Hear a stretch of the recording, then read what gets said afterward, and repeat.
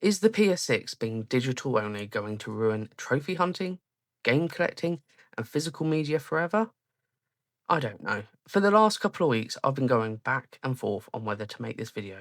But I wanted to sit down and be completely honest with you guys and talk about where console gaming is heading and what it actually means for us as a community going forward. Now, first off, let's address the elephant in the room. What does this mean for the channel going forward? In short, not a lot in terms of trophy hunting. I'm still going to make videos on platinum trophies. I'm still clearing out my massive backlog and I'm still going to be gaming. I'm not cancelling my PS Plus subscription or throwing my console out of the window because at the end of the day, I love playing games and trophy hunting. But am I happy about a potential digital only PS6? Absolutely fucking not. I think it's a massive slap in the face to loyal gamers, collectors, and budget conscious players across the world. Now, to be fair to Sony, there is a chance they don't lock us completely out of physical media. They might follow the same model they set with the PS5 Slim and the PS5 Pro, releasing an all digital PS6 base console, but giving us the option to buy a separate detachable disc drive for maybe £70 to £100. And look, if they do that, at least the option is on the table. But let's be real, making physical media an extra add on that you have to buy separately is just pushing physical gamers into a corner and making the hobby more expensive than it needs to be. To give you some context, I actually own two PS5s.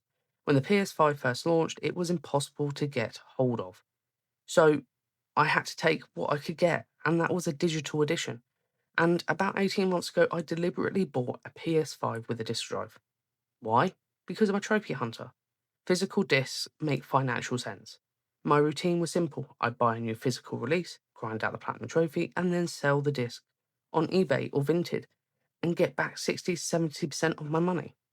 That cash went straight into buying the next game. With an all digital ecosystem, that entire life cycle dies. You are locked in and your money is gone the second you click download. So does this mean I'll buy a PS6? Look, I probably will eventually. I'm a trophy hunter. It's what I do. But I won't be standing in line on launch day or rushing out to pre-order it based on what we know right now. Definitely not. There are three massive problems with an all-digital future that nobody seems to be addressing. Number one, the storage and memory nightmare. Games are getting ridiculously big. We're already seeing titles hit 150 gig, 200 gig on PS5. By the time the PS6 rolls around, massive AAA titles like the next GTA could easily be 3 to 500 gigs. If the PS6 ships with a standard 2 terabyte SSD, 3 or 4 massive games will completely wipe out your storage. That means constantly deleting games, buying expensive expanded NVMe drives, or just waiting hours to re-download titles on slow internet connections. Number 2, licensing versus true ownership. This is my biggest issue with digital games. You don't actually own anything. Read the fine print. You're paying for a license to access the game for as long as Sony decides to keep it on their servers. If a license expires, if a game gets delisted, or if Sony decides to terminate an account service down the line, your money vanishes into thin air. You're dropping anywhere between 70 to £150 on some games on something you can't hold, can't lend to a friend, and don't actually own. Next up is the store monopoly and high prices of games. When physical media exists, retailers like Amazon, local game stores, and supermarkets have to compete with each other. They cut prices, run sales, and clear out inventory. The moment Sony removes the disk drive, they have complete monopoly on game pricing. They decide what a game costs, and if they want to charge 70, 80, £90 for a digital copy, that you have zero alternative places to shop for. Now look, I've seen the uproar online. People are saying they're going to boycott Sony, do a blackout, cancel PS Plus, and never buy a console again. And I get the anger, but let's sit down and be completely realistic for a minute. The vast majority of casual gamers do buy digitally. Think about a casual gamer who works 40 plus hours a week and only plays a couple of titles a year, say EA Sports FC or Call of Duty. When the new release drops in September, millions of players will happily drop £100 plus on the PlayStation Store for 7 days early access without even giving it a second thought. They play it every weekend for 1 or 2 hours and they don't care about collecting the actual disc. From a purely cold business perspective, Sony is looking at the data, manufacturing discs, printing covers, shipping boxes, and paying retail carts cost millions. Meanwhile, physical media in general, DVDs, Blu-rays, music CDs, have all been replaced by streaming services like Netflix, Disney Plus, and Spotify. Sony is looking at physical games as an unnecessary expense, and as a business, their primary goal is to maximize profit. Now, that being said, this creates a huge opportunity for competition. If I'm Xbox right now, I am taking notes. If Xbox comes out next generation and commits to keeping a disk drive or offering robust physical media support, they instantly corner the market for physical collectors, retro gamers, and trophy slash achievement hunters who care about ownership. It could be a massive selling point that sways a lot of frustrated PlayStation fans the other way.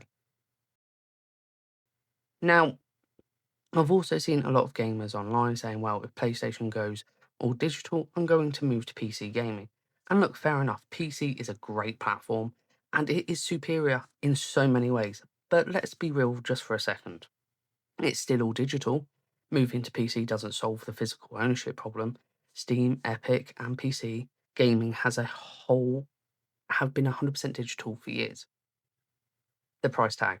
You can buy a console for £450 to £500 if you can get it on offer, but if you want a high spec gaming PC that can run top tier AAA games smoothly at max settings without crashing, overheating, or burning itself out, you're looking at spending anywhere from 3 grand to 10 grand. For the average console gamer, dropping that kind of money on a rig just isn't a realistic option. So, what should Sony do, or what do I think they should do? Well, you're never going to make everyone happy. That's an impossible task. But if Sony forces us into an all digital landscape, they have to give back to their loyal community. A fair compromise could be a digital buyback or trade in system. So imagine this, you buy a new £80 digital game, you play it, you grind out the platinum trophy, and you finish it. Once you're done, PlayStation gives you back an option on whether you want to return or license swap the game back to the store for 40 or 50% of what its current value is.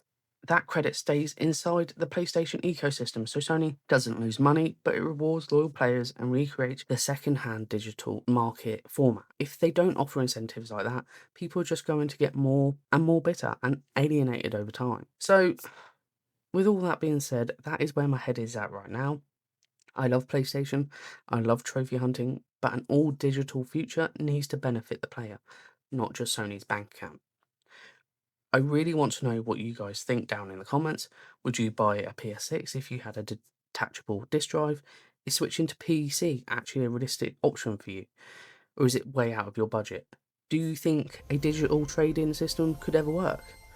Drop your thoughts below, leave a like if you enjoyed the video, and until the next time, happy hunting.